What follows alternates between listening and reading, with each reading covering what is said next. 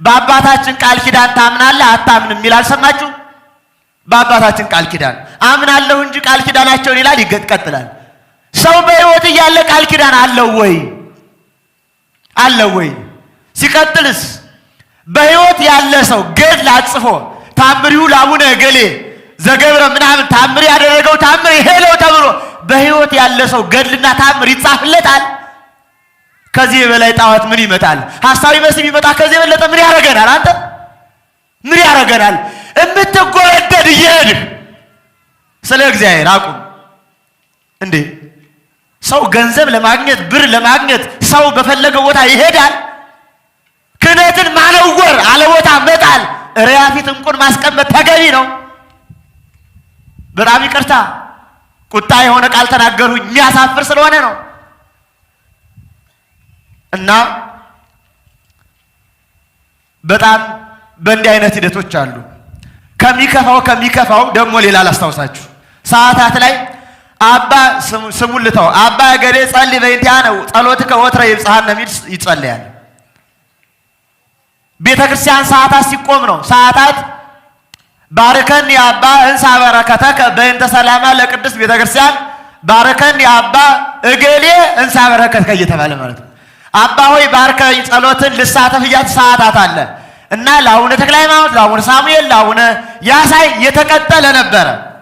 አሁን ጸሎት ሲደረስ ሰዓታት ላይ ማለት ነው ባርከን የአባ እንሳ በረከተከ በእንተ ሰላማ ለቅድስት ቤተ ክርስቲያን ባርከን የአባ ርሰንተና እንሳ በረከተከ። እንዲህ አይነት ቅድስና አለ? ጸሎት አለ? ኧረ ያሳፍራል፣ ያሳፍራል። አሁን ደግሞ የኛው ደግሞ አባ እንተና ፀሐይ ነፍሴን አደራ በሰማይ የሚሉ ደግሞ መጥተዋል። አሁን ዲጆሌዎች ደግሞ የትኛው ነፍስሽን እንዴ? መቼ ሰማይ ነው እሱ መሬት አይደል ያለው?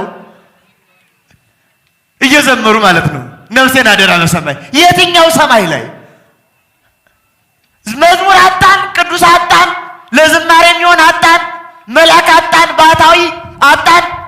እውነት የሚዘመር አጥተን ነው ወይ የማይመጥነን መዝሙር ምናረግ እንዴ? ይህ እኮ ትክክል አይደለም። በእንዲህ አይነት ሂደት ክህነት ሳይኖራቸው በጉልበት መስቀል መያዝ በመሳሰለ ሂደት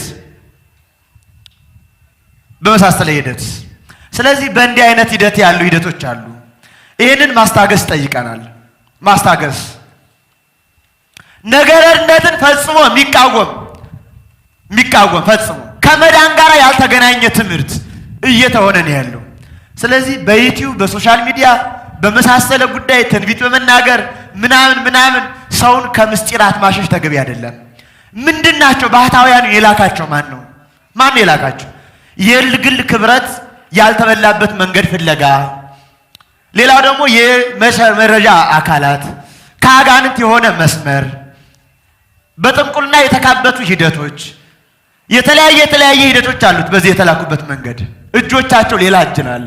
ለቤተ ክርስቲያን አጀንዳ ሰጡን። በዚህ ሰዓት ማውራት ያለብን ብዙ ጉዳይ ነበረን፣ ጊዜያችን ወሰደው።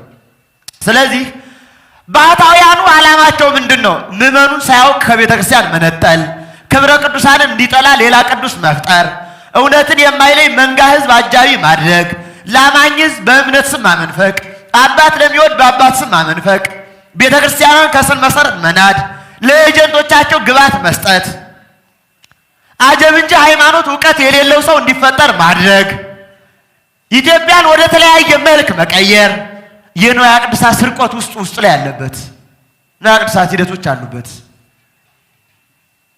በነገራችን ላይ እንዲህ ያለ ሰው ንስሐ ሁሉ አይገባም። ለምን? አሁን በእንዲህ አይነት ተከታይ ሰው ንስሐ አይገባም። ንስሐ የማይገባው ደግሞ ከቅዱስ ጋር ስላለ ማን ይናዝዘዋል? እሱ እንዴ ቅዱስ እኮ በቃ ቅዱስ ጋር ነው ያለው፣ አመላክ ጋር ነው ያለው፣ እንዴት ይናዘዛል? አበዛውባችሁ እውነት ለመናገር እና በመጨረሻ ሐሳቤን ለመናገር የባህታውያኑ ስር መሰረት ምንድነው? ሁሉም የቤተ ክርስቲያን ትምህርት ያልተማሩ ከ8ኛ ክፍል የወደቁ ናቸው። አብዛኛው አባንተናም በሉት የምታውቁት ዳዊትን መድገም አይችል፣ ሥርዓተ ቅዳሴ ተንሱ ጸልዩ ማለት አይችል። እንዲያውም መምህራኑ ሰበሰበና እንዲህ ዝማሬ ወረብ አቀረቡ። አንድ ቦታ ላይ አቀረቡና እኔ እኮ እንደናንተ ሳልማር ነው የተገለጠልኝ አለ። እስኪ በለው ስቡ በል እስቲ ጀግናው ተገለጠልህ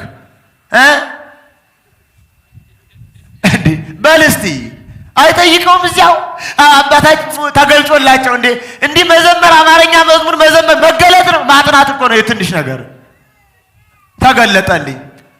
ተንሱም ጸልዩም የማያውቁ ሰዎች፣ ዳዊትም ያልደገሙ ሰዎች፣ ወይ ካለሙ ጠልቀው ያልተማሩ ሰዎች። ይሄ እኮ በጣም የተለየ አማር 8ኛ ክፍል ላይ ወደቁት።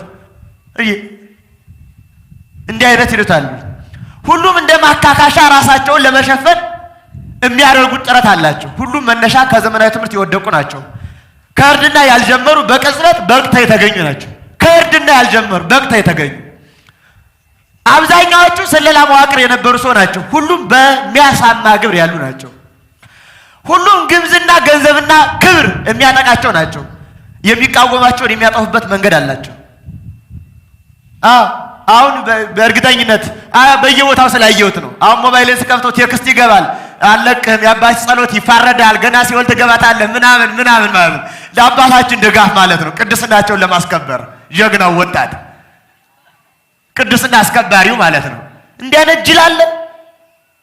ከሆነልን ስን የምናስከብረው የቤተክርስቲያን ጉዳይ እያለን እንዲህ አይነት ሂደት እናቁም። ምን እናድርግ? ኦርቶዶክሳዊ ዕውቀት ሊኖረን ይገባል። ለሁሉም ነገር መለኪያ ሊኖረን ይገባል። ምን አይነት መለኪያ? አንዲት ነገር ልናገርና ልጨርስ። ሳምራዊቷ ሴት ታስታውሳላችሁ? ሳምራዊቷ መድኃኔ ዓለም ክርስቶስ መጥቶ ምን አላት? ውሃ ጠጭኝ አላት። አንተ አይሁዳዊ የሳምራዊ እንዴት ውሃ ትለምናለህ አለችው። እኔ ከምሰጠው ውሃ የሚጠጣ አይጠማም አላት። እንዴት? መቅጃ የለህ? ውሃው ጉድጓድ ነው። እንዴት አድርገህ ነው የሚጠጣ አይጠማም የምትለኝ? አይ እኔ ከምሰጠው የሚጠጣ የዘላለም ሕይወት ያገኛል ሲላት ሲያስረዳት መጨረሻ ምን አለች? አንተ ከያዕቆብ ትበልጣለህ ወይ አለችው። ኋላ ከያዕቆብ መብለጡን ስታይ ያደረጉት ሁሉ ነገረኝ ብላ ገንቧን ጥላ ሰው ጠርታ መጣች። ይቺ ሴት መለኪያዋ ማን ነበረ?